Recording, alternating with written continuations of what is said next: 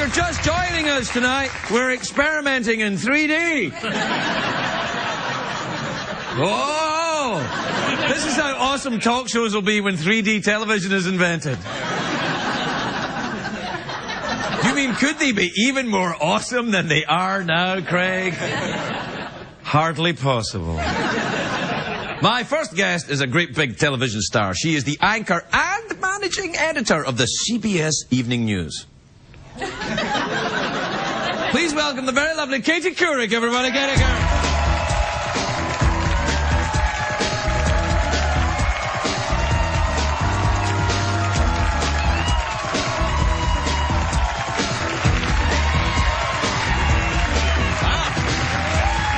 Katie!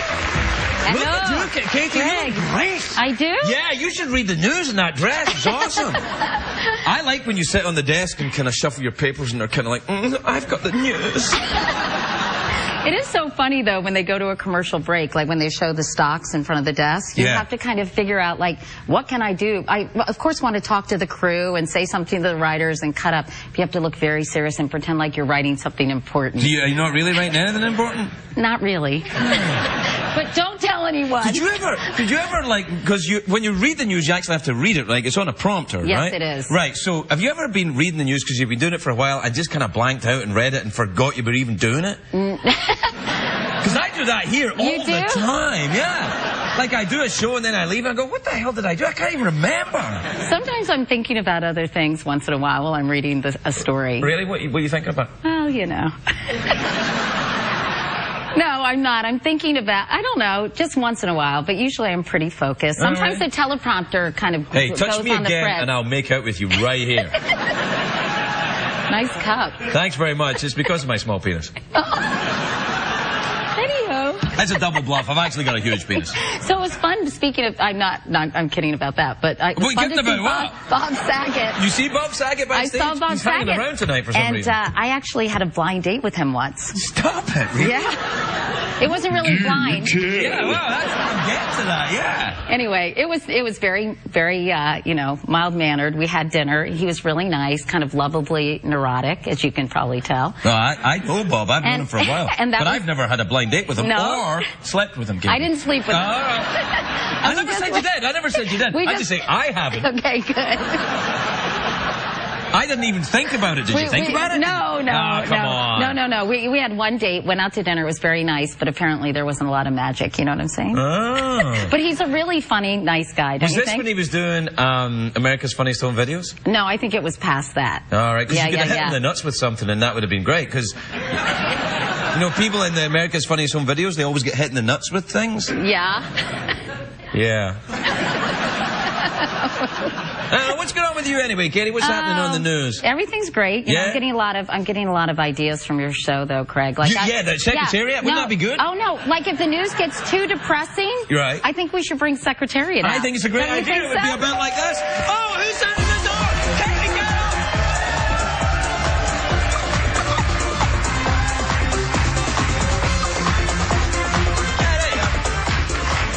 Katie, I have a big surprise for you. You do? You dance with Secretariat, you get a Secretariat t-shirt. Thank you so much. Thank you. Maybe I could wear this to do the news then. Yeah, it's a bit casual for the news. You want to be a bit more... Yeah, I think... But you can make a nice dress if it's belted. Yeah, it would, actually, Don't you think? Yeah. That was kind of hot when you even suggested that. Do you get a lot of people coming on to you because you're... It's kind of like the naughty librarian thing, reading the news, isn't it? It's kind of like a sex thing. But it is. It's kind of like really. The news, like that, yeah. No? No, not too many. I don't get anything either. You don't? Yeah. No? Did I mention I'm single? There you go. Have you any use for a gay robot? You never know. Yeah. I don't know. Maybe. Hey, the last time I saw you was at the time before last. Correspondence dinner at the White House. You did an excellent job, by the way. Oh, I thought you were really funny. I think you were just... You know, you were fairly new to late night. I was new to America. And you were quite nervous. But you did really well, and I thought you were very tasteful and funny. I really did. You had could you some hear kind me? of... Yeah.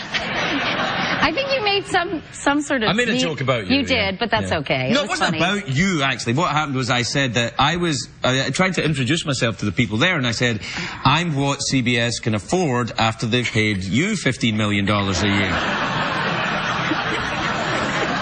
And then, if I recall what happened afterwards, you came over to me after the speech and said, you should get yourself a better agent, I think. I didn't say that. I might have said that, but not with the F part. All not right, with the all F right. part. That was garnish. Do you ever read the news and think, oh, I want to just throw in a Tootsie Fruits while you're reading the news? Like, guess what happened to the Middle East today? Like that. Maybe on my last night of reading the news, you know? They'd beep it or something. When sort of your id and your super ego get all screwed up. Yeah. Like when you're at church and it's all quiet and you want to just scream something weird from your pew. Do you ever have that happen?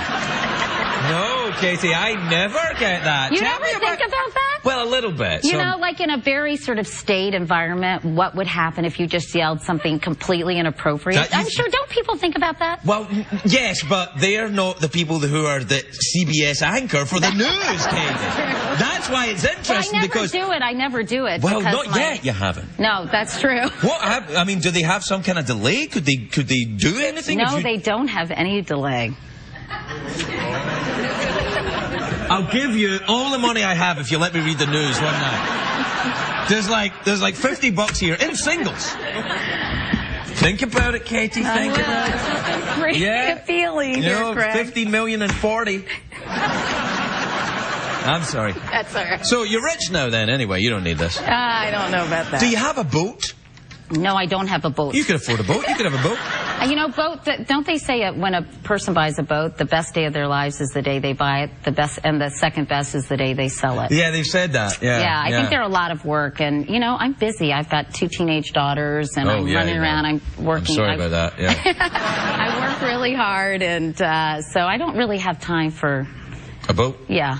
I don't. But I would like to have one sometime. I feel such a fool, Katie, for even bringing it up. Do you have a boat? I do. You do? Yeah, tiny little boat. It's a little rowboat. Yeah? Yeah. I row it around Marina Del Rey. Do you? Do you sing to your wife in it, like Bing Crosby and Grace Kelly? Yeah. Katie, we have to take a break. Really? Something we do at CBS. Will you? Oh no, of course you know. Yeah. But do you have sponsors like Serenity adult diapers? You do. And boner pills. A lot of them. Yeah, a lot of boner pills. Although I don't think we need them tonight, Katie. What is wrong with you? I don't know. I'm excited. I don't know what it is. All right. We'll take a break. Well, we'll take a break. Okay. Is that okay? Yeah, it's fine. You've done that on the news. No, you got to pay the bills. I understand. Yeah. Then we got to pay for certain things at CBS. Yeah. Katie Couric, everybody, moving right back.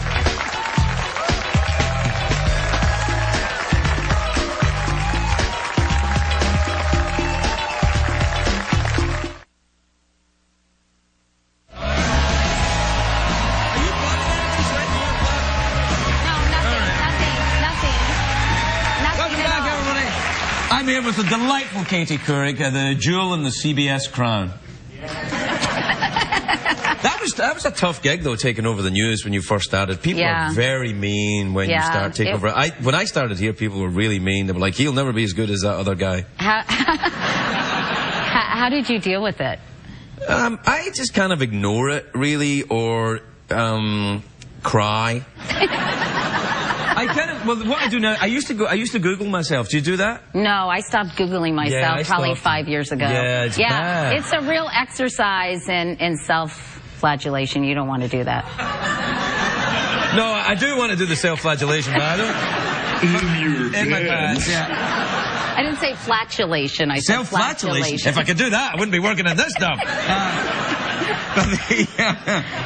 No, what I do is I go on the Twitter now. Yeah. And do you do the Twitter? I do the Twitter. Oh, do you really? You're the Tweety box. Good for you. I do. What's your Tweety handle? At Katie Couric. Very, very boring. And you're at Craig Fergie. Craigie Ferg. Craigie Ferg. Yeah, Sorry, Craig Fergie, Craigie Ferg. Yeah, it's all the same. But I just started following you. Oh, you did? Yeah. So I'm waiting to hear words of wisdom. Yeah, follow me back. It's fun. You know, I don't know. What do you think of it? It's sort of something. I quite like it.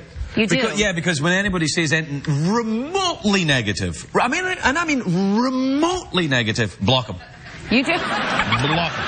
That's so just funny. even the tiniest bit. Craig, I didn't like your... don't even finish your sentence. Gone. I block them all. That's good, because sometimes I DM people back who are nasty. Don't. I know, it's really bad, but it's sort of like my friends say, friends don't let friends tweet drunk, because I get sort of annoyed sometimes, so I'll DM. But I always think, well, could I DM something that, as long as it could be on the front page of the New York Times, I'm okay. So it's they're sort of politely snide, but I get sort of annoyed. But I try not to block people because I don't, unless they're really nasty. No, I block them even slightly negative, not even nasty. Why? You're very thin-skinned. Yeah? You're very thin-skinned. No, I'm just ruthless. I'm kind of like Stalin of the tweeter. I'm like, you don't exist to me. Yeah, you're gone to me. I've only blocked a few people who are really harassing, and some are quite vulgar. Yeah, I don't block them. That's my people you're talking about, You DM Katie. them back. Yeah, I'm like, hey, I'll DM them. What do you mean in your pants? Yeah. And you retweet it, right? I resisted it for a long time.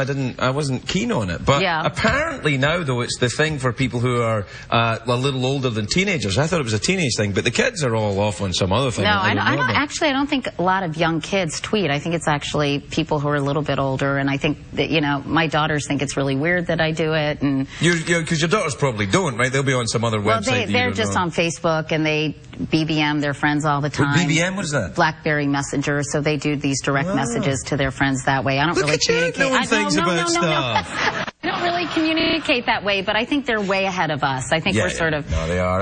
But I think as an information sort of system, Twitter has gotten really important. Sometimes... Do you do it in the news? Do you do it in the CBS News? Because I noticed the CNN are doing it. We started asking questions during the Gulf oil spill from Twitter and Facebook, because oftentimes people who aren't covering stories day in and day out have really intelligent questions that are so obvious that maybe we forget to kind of talk about, like how much oil is actually under the surface of the water, under the surface of the sand in the Gulf, and how much oil is actually under the water? I think we couldn't determine how much it was, just sort of an endless amount. But they ask maybe about the system that they're using to get the oil, and they have really smart questions. So a lot of times we'll solicit questions from Facebook or Twitter, and it's just a nice interactive way to be responsive to our viewers, I think. Well, I wish we could do more of it, but we only have 22 minutes in the newscast, so it's you have to make very difficult choices every night. You don't have time for our dancing horse, then. You know what? I think since I am the managing editor, Craig, I might be able to convince them. That's right, you're the boss. Not really, but... Yeah, no, you are. It's not like me, just some kind of Cinderella sweeping up night after night. You're in charge? It's like if I was me, I'm not. I'm hardly in charge. I'm hardly in charge. We have a whole team of people, an executive producer, and then, of course, some other people who weigh in on decisions. But at least, kind of in charge. At least I can say I don't feel comfortable with this, or we really need to move this story, or what about this story? And they listen to me about 50% of the time. No, it's not bad. It's all right. Yeah. It's about like being married, really, isn't it? Yeah, kind of. Well, we're out of time, Katie. Really? Yeah, what do you want, mouth organ or awkward silence?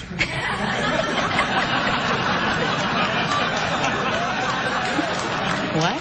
Well, I don't have a band, so it's when the guest, we're out of time with the guest, and the band plays. Yeah. Well, I go a mouth organ, or we could I want the harmonica, because I can play the harmonica. No, it's not a harmonica, Katie. It's not? It's a mouth organ? Yeah, it's a mouth organ, that's right. Give me a little number on the mouth organ. Oh, I will.